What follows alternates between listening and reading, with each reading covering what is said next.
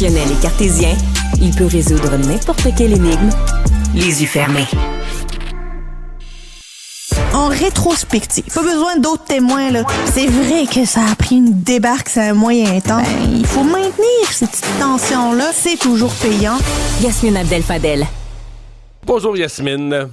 Bonjour Mario. On était ensemble pour couvrir ça hier soir. Une victoire spectaculaire de Mark Carney. Mettons qu'il y a les coups des franges pour la suite, là. C'est le moins qu'on puisse dire. À 85,9%, 86% des votes des libéraux, on peut pas dire qu'il y a eu beaucoup d'hésitation. J'ai l'impression que la course n'a jamais vraiment existé quand on regarde les chiffres. On avait cette impression-là, mais tu sais, on se disait il fallait être prudent, mais la perdante là-dedans, c'est Madame Freeland qui n'a fait que 8%.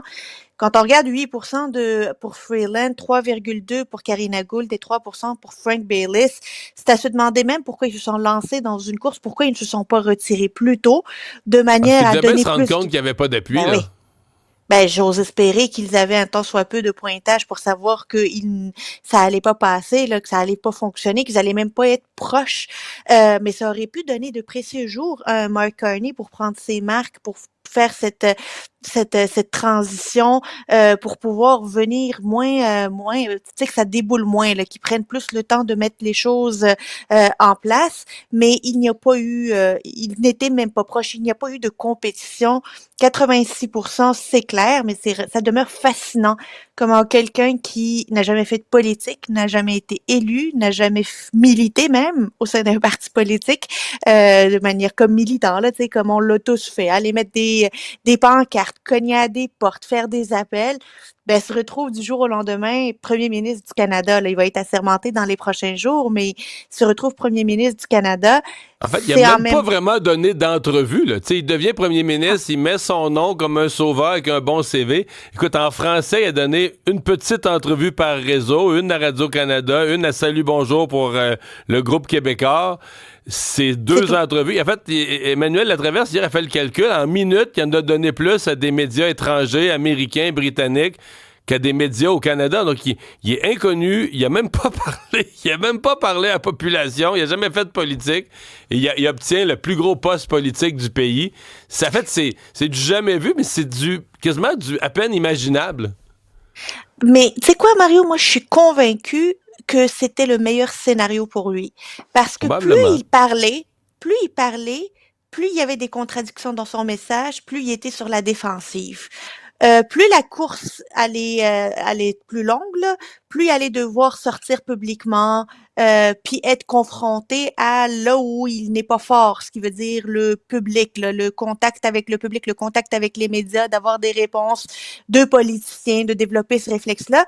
Alors, c'était le meilleur scénario parce que ça diminuait le risque pour lui. 6 semaines de campagne, c'est rien, là, tu sais, c'est absolument rien pour quelqu'un qui a jamais fait de politique. Surtout quand t'es pas attaqué, là, parce que dans le fond, est-ce que Mme Freeland, les autres l'ont vraiment, est-ce que c'est une campagne qui a vraiment, même les débats, il n'a pas été attaqué, ou, tu sais, marginalement, il posait des petites questions, puis encore, il l'a eu facile, là.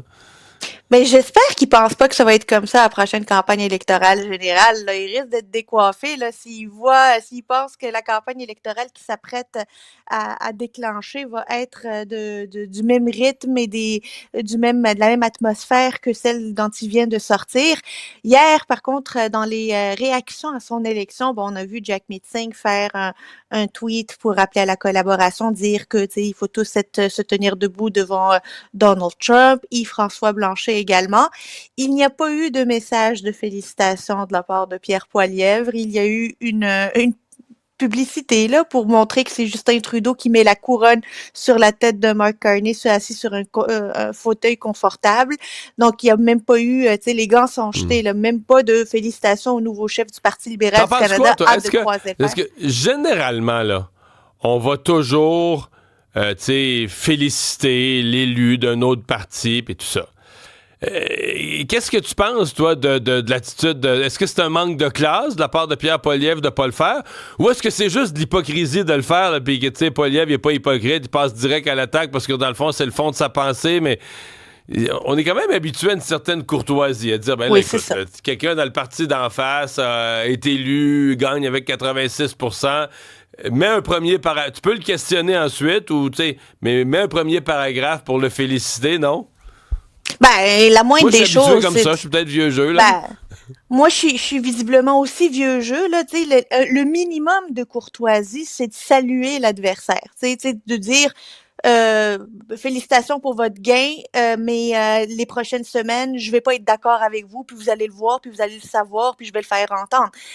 Mais à tout le moins, d'avoir la courtoisie de reconnaître un gain. Puis là, tu sais, c'est ça, c'est cette méthode-là, ce manque de courtoisie-là qui accroche et qui prouve que finalement, Pierre Poilievre, c'est sa personnalité qui écorche, là, tu sais, que t'es même pas capable de saluer tu sais, c'est pas ton meilleur ami, on le sait que ça va pas être ton ami, tout le monde le sait, mais tu sais, Jack Meeting puis François Blanchet l'ont fait, et je dois dire, c'est ressorti dans les archives, Justin Trudeau avait salué l'arrivée de Pierre Poilievre comme chef du Parti conservateur lorsqu'il s'est fait élire.